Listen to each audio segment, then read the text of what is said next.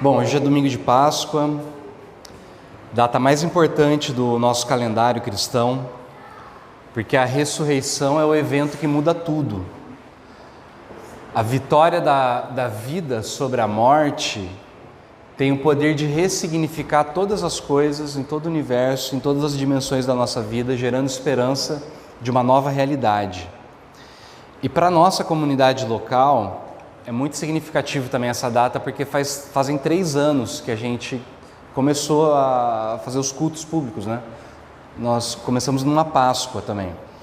E pensando nisso, então, tudo isso, a gente entendeu que seria legal nós nos relembrarmos de alguns dos nossos valores. Quando você olha o teu boletim, na página de abertura tem um Quem Somos, né? Na página de abertura. E no final desse Quem Somos tem os nossos valores, são 5 valores.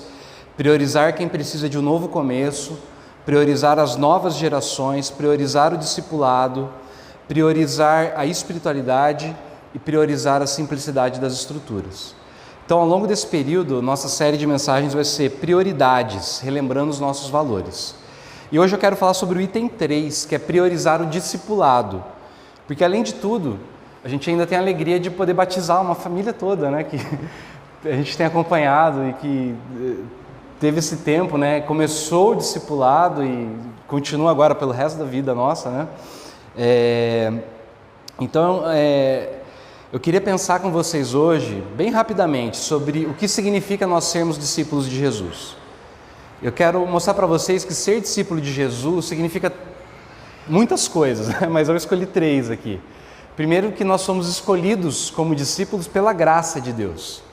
Segundo, significa ser escolhido para um novo tipo de relacionamento. E em terceiro, significa que nós somos escolhidos para uma missão. Então, eu vou ler o texto que está lá em Marcos, capítulo 3. Eu não coloquei no boletim hoje, viu, gente? Se quiser abrir teu aplicativo aí de Bíblia, Evangelho de São Marcos, capítulo 3, do verso 13 ao 19. Marcos 3, de 13 a 19. Eu vou ler na Nova Almeida atualizada. Tá?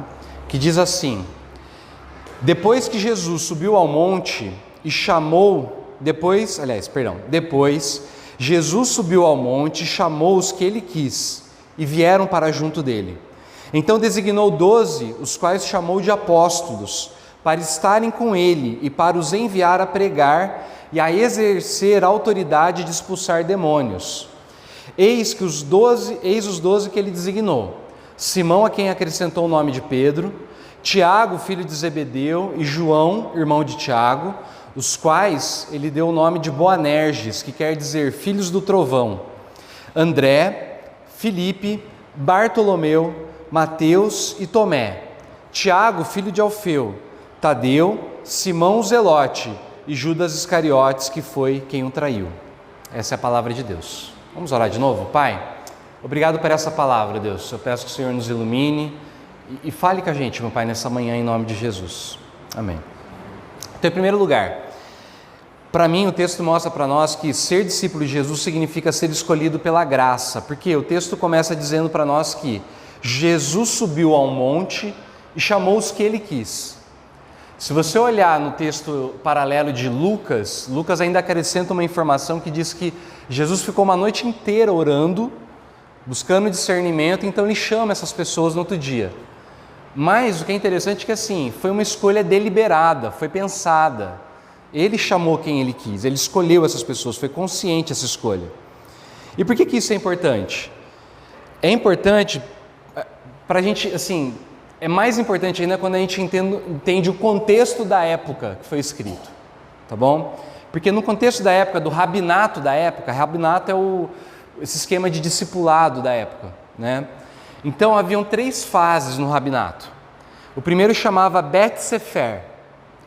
Era o seguinte: todos os meninos praticamente de Israel, até os 6 anos de idade, eles iam, né, para a sinagoga, onde eles iam estudar o Pentateuco, os 5 primeiros livros da Bíblia.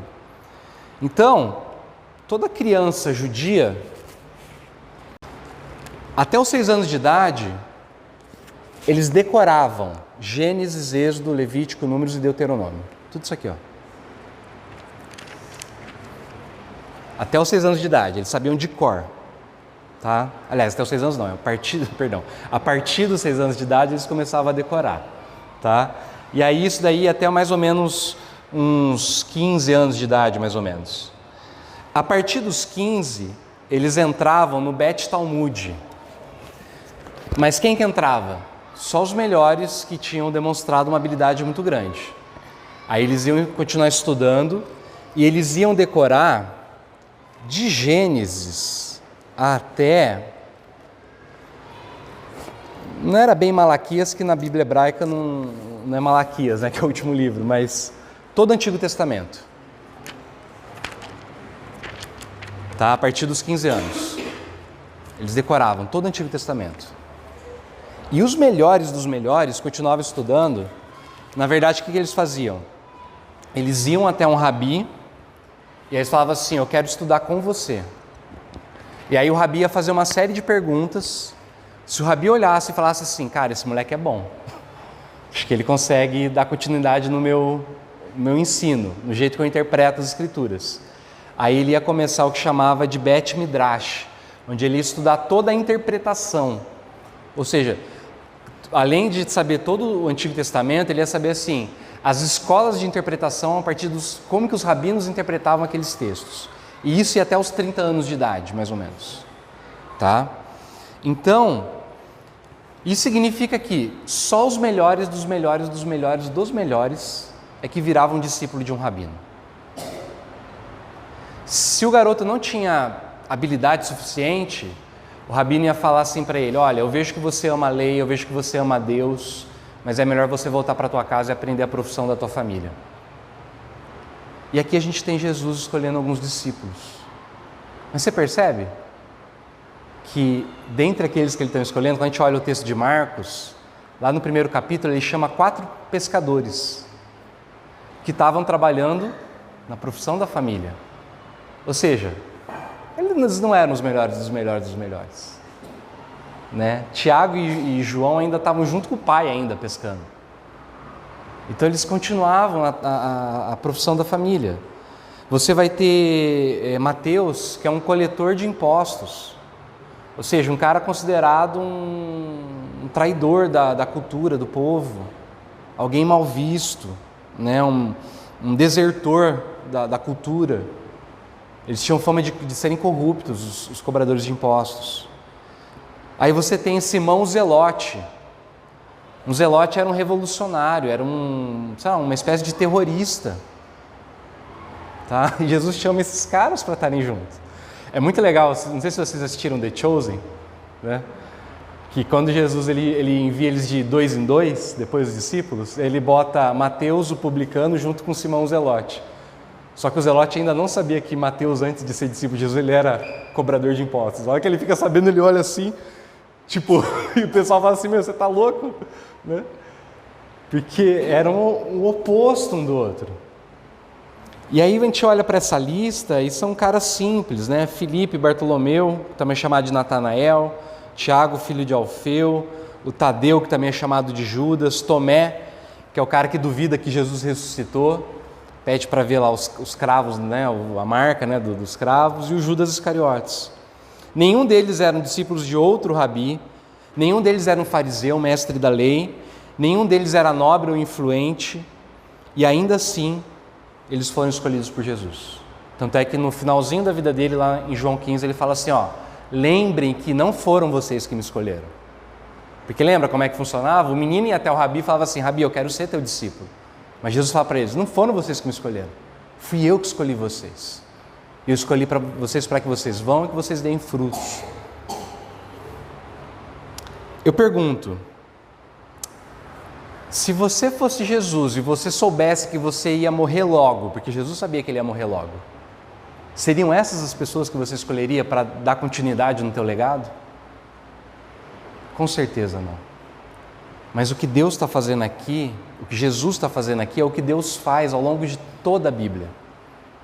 Por que ele escolhe Abraão, que é um cara idoso, que não tem filhos, dentro de uma cultura tradicional, onde a fama, a reputação se dava a partir da família, a partir do ter muitos filhos, e ele escolhe um cara que não tem filho, que já é idoso. O que faz Deus escolher o povo de Israel, por exemplo? Te lê lá em Deuteronômio, capítulo 7, que Deus fala assim, olha, eu não escolhi vocês porque vocês eram a maior nação, a mais forte, a mais poderosa. Pelo contrário, vocês eram a menor de todas. Mas porque eu amei vocês. O que faz Deus escolher Davi? É interessante, né? Quando o profeta vai ungir, começam a vir os irmãos de Davi, aí vem o primeiro lá mais forte, né? Ele olha, com certeza é esse. E Deus fala, não, você está olhando errado. Está olhando para a aparência, eu enxergo o coração. Não é à toa que o apóstolo Paulo, quando ele escreve aos Coríntios, orientando a igreja, ele diz lá em 1 Coríntios capítulo 1, verso 26 a 31. Lembrem-se de quem vocês eram quando foram chamados para esta vida.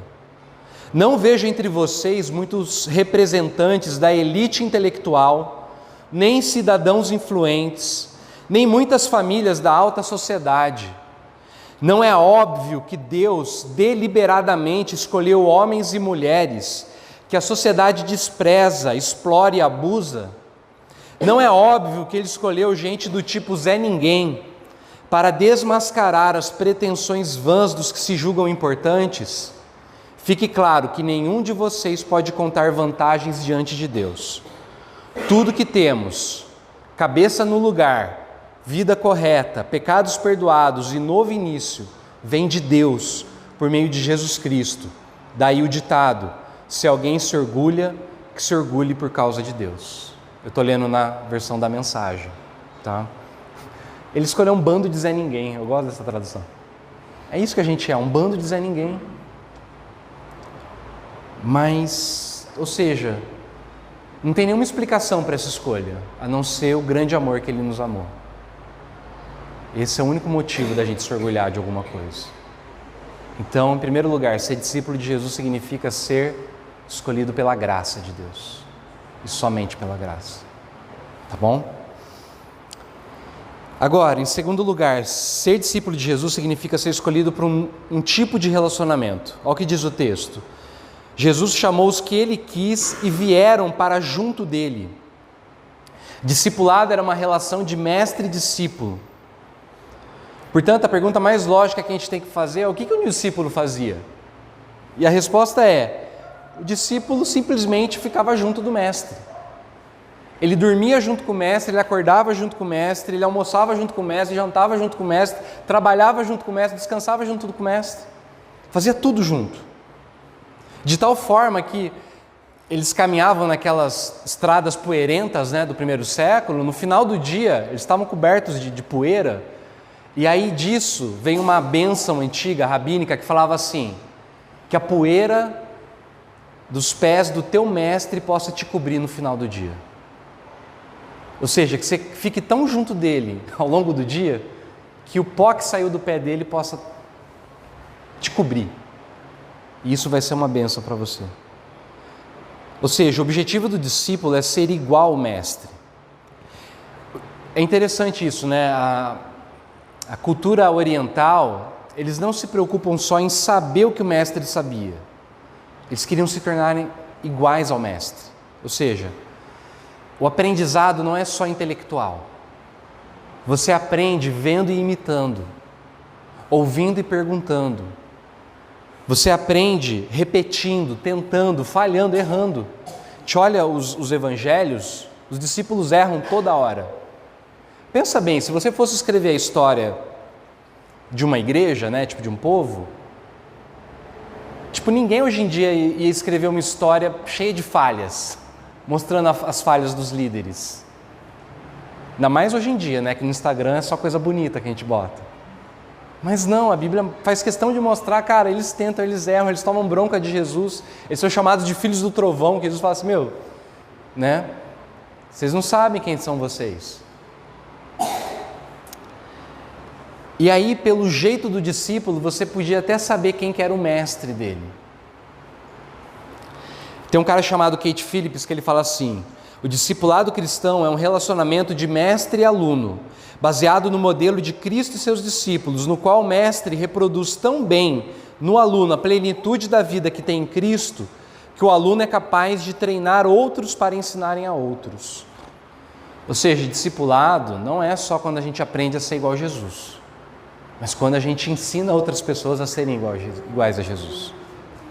Dito de outra forma, o relacionamento do discipulado é um processo. Eu queria que vocês gravassem bem isso. E o processo não é homogêneo, uniforme, só positivo. O processo de se tornar igual ao mestre é feito de altos e baixos, avanços e retrocessos, momentos de estagnação e momentos de superação. Tudo isso faz parte da jornada, tá? E se a gente for pensar bem, a gente só tem um Novo Testamento escrito para nós hoje, porque os apóstolos, né, os discípulos de Jesus, eles estavam ensinando, corrigindo, animando, incentivando, ensinando, moldando os novos discípulos que estavam sendo formados ao longo do Império Romano, como se tornarem iguais a Jesus. Se o processo fosse linear, se ele fosse sempre progressivo, a gente não ia nem precisar de ter o Novo Testamento hoje em dia. Mas isso mostra para a gente que essa jornada, né, do discipulado é feita de altos e baixos. Ou seja, tornar-se discípulo de Jesus significa entrar num relacionamento de intimidade e proximidade, no qual, de tanto estarmos juntos, a gente vai se tornando gradativamente parecido com o Mestre. Mas isso não acontece sem reveses, dificuldades. Então, principalmente vocês, família do Carlos, da Denise, da Meli, tomem muito cuidado para que o mal não bote na cabeça de vocês o seguinte: se vocês entrarem num momento de retrocesso, de sequidão, de estagnação, tipo, está tudo acabado. É muito legal que no Cartas do Diabo ao Seu Aprendiz, o Rodolfo está com ele na mão. Está lá. Na carta número 9, Rodolfo, o Screwtape, né, o mal danado, ele está orientando lá o diabinho, né, o verme lindo, o Wormwood, e ele fala assim: não deixe o teu humano suspeitar da lei da ondulação. O que é a lei da ondulação? Ele fala assim: seres humanos são carnais, a gente é feito de carne, mas ao mesmo tempo a gente é espiritual. E tudo na nossa vida é feito de altos e baixos. O amor que a gente tem pelo trabalho, as amizades, sei lá, os nossos desejos, é tudo feito de altos e baixos. Isso é natural. Aí ele escreve assim uma hora: não o deixe sequer suspeitar da lei da ondulação. Deixe-o assumir que os primeiros ardores de sua conversão deveriam permanecer indefinidamente. E mostre-lhe que deveriam, mas passaram. E, portanto, a atual situação de sequidão e indiferença é uma condição igualmente permanente. Uma vez que tenha colocado essa mentira na mente dele, você pode agir de várias maneiras. Ou seja, o mal quer que a gente acredite que aquele amor, aquela paixão que a gente tem quando a gente se converte deve permanecer igual para sempre. Mas não é assim. Pelo contrário, às vezes a gente precisa de um momento de sequidão para a gente poder amadurecer um pouco mais. Tá bom? Então toma muito cuidado com isso. Tá bom? Vocês são chamados para um relacionamento. Ficar junto do Mestre. Só isso. Então, resumindo, ser discípulo de Jesus é ser escolhido pela graça, ser escolhido para um novo tipo de relacionamento e, por último, ser escolhido para uma missão. Verso 14 ele fala assim: então designou 12, os quais chamou de apóstolos, para estarem com ele, para os enviar a pregar e a exercer a autoridade de expulsar demônios. Os cristãos têm uma tendência de quererem permanecerem num pequeno gueto, principalmente depois que a gente se converte, né? O Ari Veloso falava que isso daí é uma doença que a gente tem, que chama koinonite. Koinonia é a palavra grega para comunhão. Então assim, a pessoa se converte, tem pesquisa que mostra isso. Depois da conversão, passa 5 anos, o cara não tem mais nenhum amigo fora da igreja. Não façam isso, pelo amor de Deus, tá bom? Aquele caso, depois que virou crente, nunca mais visitou. Nunca mais visitou a família. Ó, a nossa igreja só tem um culto de manhã, que é para você ter tempo de estar com a tua família, né, no domingo à tarde, estar com seus amigos. Não é para você se afastar das pessoas, tá bom? Então, mas os discípulos são chamados não apenas para estarem com Jesus, eles são enviados. Por isso são chamados de apóstolos. Apóstolo é aquele que é enviado para fora, né? E são enviados para quê? Para uma missão que se manifesta em Marcos de duas formas: pregar e expulsar demônios. Depois, lá no finalzinho de Marcos, quando tem a grande comissão de Marcos, essa fórmula se repete: vocês são enviados para pregar e para expulsar demônios. O que significa pregar? Pregar é compartilhar, testemunhar Jesus Cristo. E eu lembrei de uma história muito legal. É o seguinte, o Tim Keller contou essa história, que um dia ele estava na igreja pregando, aí ele viu uma mulher diferente, visitante, ele foi conversar com ela, ele falou, como é que você veio parar na igreja? A mulher falou assim, que ela trabalhava numa grande empresa, da área, pelo que eu entendi assim, de finanças, alguma coisa assim, e um dia ela fez um erro no trabalho dela, e ela tinha certeza que ela ia ser mandada embora por causa do erro dela. E aí chegou segunda-feira, não aconteceu nada, ninguém chamou ela. Aí ela ficou sabendo que o chefe dela assumiu a culpa no lugar dela. E ela ficou inconformada, né? Aí ela chegou no chefe e falou assim, viu, o que está acontecendo? Ela disse, faz mais de 20 anos que eu estou nesse setor, falou assim, eu sempre levo a culpa no lugar dos meus chefes, né? E quando alguma coisa que eu faço boa, eles que levam crédito. Nunca aconteceu isso de alguém assumir a culpa no meu lugar. E de tanto ela insistir para o chefe contar por que ele fez isso, ele se recusou várias vezes a falar, mas de tanto ela insistir, ele falou assim, ó, eu vou te falar só uma vez. Ele falou assim, eu sou cristão.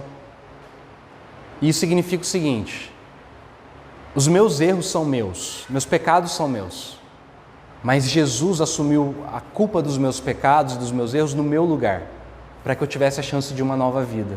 O que eu estou fazendo com você é a mesma coisa que Jesus fez por mim. Ela olhou para ele e falou, onde que é a tua igreja? É isso que é testemunhar, que é pregar, entendeu? É a gente aplicar o Evangelho para cada área da nossa vida. Vocês são chamados para isso, para pregar. E expulsar demônios. E calma, não significa que vocês vão ter que ir lá e ungir, orar. No nosso tempo, tem muita gente que não acredita em demônios, né? Mas a gente sabe, eu já preguei sobre isso várias vezes aqui na igreja, existem estruturas na sociedade que são estruturas do mal. As ciências sociais falam disso, né? A gente fala, por exemplo, às vezes a gente liga o jornal fala assim, o mercado acordou nervoso nessa manhã, né? O que é o mercado? Que força é essa que é o mercado? São as estruturas sociais, né? E muitas delas são malignas, muitas delas produzem morte, muitas delas produzem pobreza, sofrimento, separação de famílias, de pessoas. Ser discípulo de Jesus significa lutar contra essas estruturas. Significa que o nosso testemunho no mundo é não só para a gente pregar essa salvação da alma, que tira a gente do mundo e leva a gente para o céu, mas que traz o céu para a terra e que renova as coisas através do nosso testemunho. Eu queria encerrar dizendo o seguinte,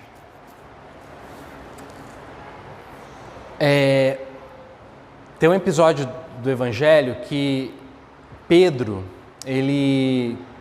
os discípulos estão na tempestade e aí Jesus vem andando sobre as águas. E Pedro olha para Jesus e fala assim, mestre, se for o Senhor, manda eu ir ter com você e eu vou. E aí Pedro sai do barco, Jesus fala, vem. E ele vai, e ele começa a andar, só que de repente ele olha para a tempestade, ele começa a ficar com medo e ele afunda. A pergunta é, Jesus olha para ele e fala assim, homem de pequena fé, por que você duvidou? A pergunta é, do que Pedro duvidou? Percebe? Pedro não duvidou de Jesus, porque Jesus continuava de pé em cima das águas. Pedro duvidou dele mesmo, que ele tinha a capacidade de ser igual a Jesus, de fazer o que Jesus fazia. E aí lá em Gálatas, capítulo 2, verso 20, Paulo fala assim, que essa nova vida que a gente tem a partir do batismo, ele fala assim, a gente vive pela fé no Filho de Deus, que nos amou, que se entregou por nós, né, e que nos amou, se entregando por nós na cruz e ressuscitando para que a gente tivesse uma nova vida. Só que, percebe uma coisa, uma das traduções possíveis, a nossa Bíblia, a maioria delas traduzem, pela fé no Filho de Deus, ou seja, a fé que a gente deposita no Filho de Deus. Mas talvez a tradução mais precisa seja, pela fé do Filho de Deus, que significa o seguinte: não é só a gente que tem fé em Jesus. Jesus tem fé na gente. Ele acredita em discípulos. Ele acredita que a gente é capaz, sim, de fazer o que Ele faz. E coisas ainda maiores. Então, não duvidem. Pisem nas águas, sem ter medo. E continuem firmes. A gente vai cantar uma música e a gente vai se preparar para o batismo enquanto a gente canta essa música. Tá bom? E a gente vai fazer de um jeito diferente hoje. Aliás, precisava chamar as crianças. Pé, você vai lá chamar? As igrejas antigas, todo o templo que era construído, os templos antigos, a pia batismal ficava na entrada da igreja. Por quê? Porque o batismo é o rito de entrada na comunidade. A gente entra na comunidade cristã a partir do batismo. Então, simbolicamente, a pia ficava na entrada. Por isso que quando vocês chegaram, a pia está lá fora. A gente vai cantar essa música, as crianças vão voltar, a gente vai se preparar para esse momento. E depois todos nós, a gente vai sair, a gente vai ficar em volta ali da pia. Tá bom? E a gente vai batizar Carlos, a Denise, a Meli e a Amanda. Tá bom? Vamos cantar essa música.